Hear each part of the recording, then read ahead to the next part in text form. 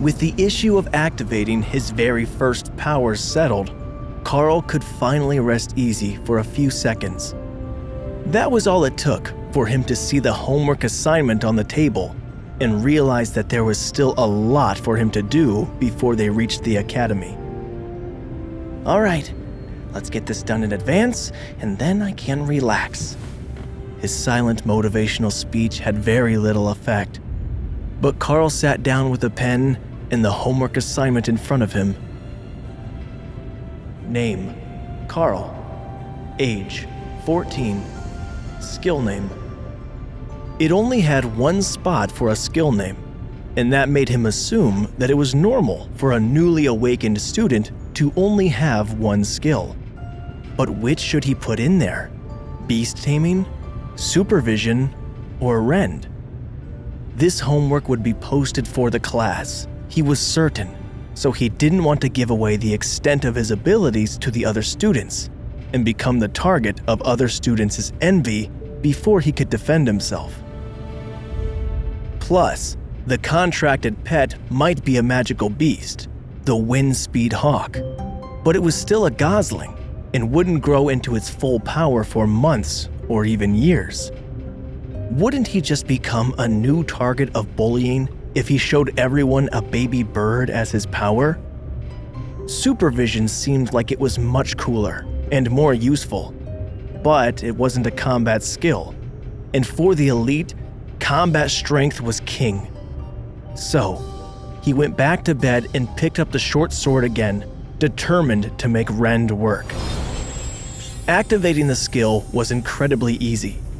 A single thought lit up the blade with a dull red light, and he swung it toward the portion of the wall that was marked as testing area.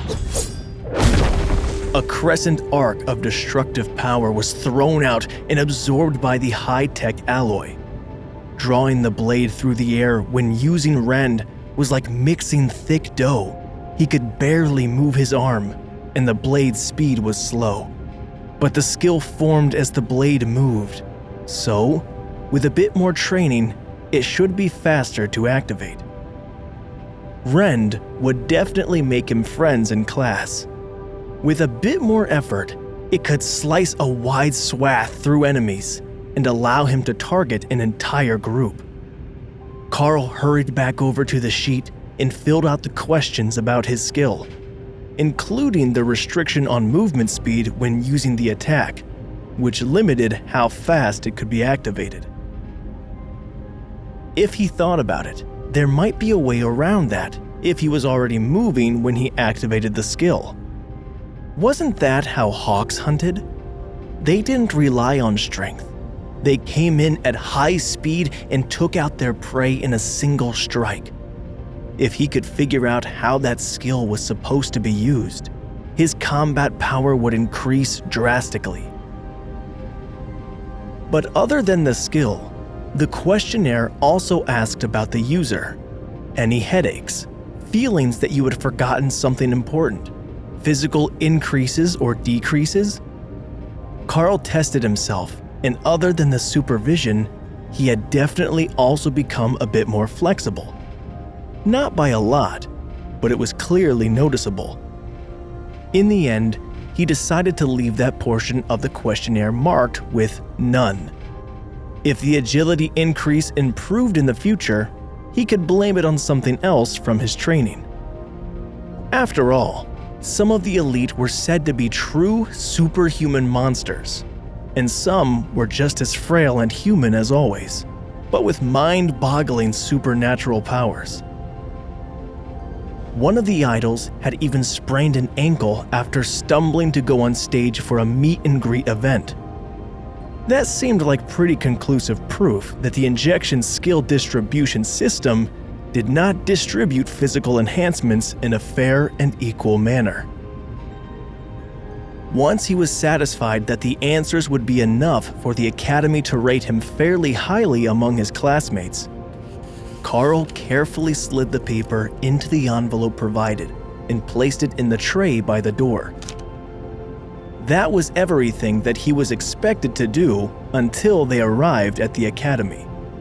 But he couldn't help wanting to try out more and better ways to use the rend skill.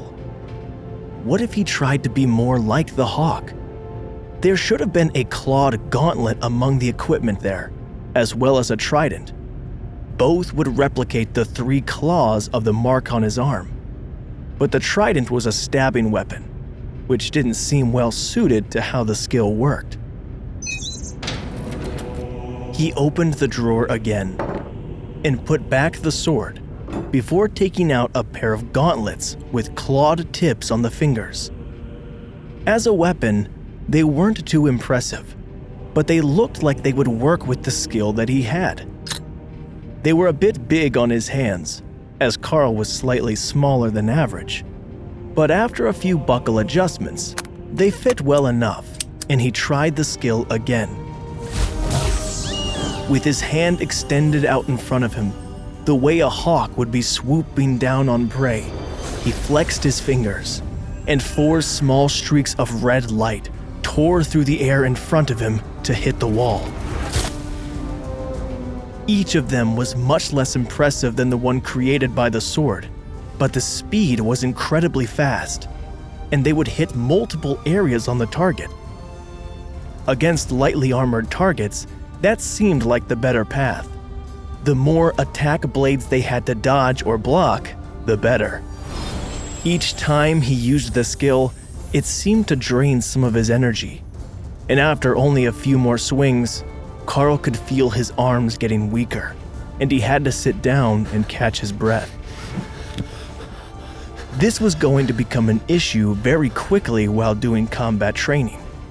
He had spent plenty of time in the gym, but he was trying to improve his physique, not build his stamina and endurance. But that was what the school was for. All he had to do was focus on his training, and it would definitely work out in the end. As Karl massaged his sore arms, the first of the other students were only just beginning to wake up and begin reading the guidebook. It wasn't much of a head start, but the first awakened elite of the batch was already determined.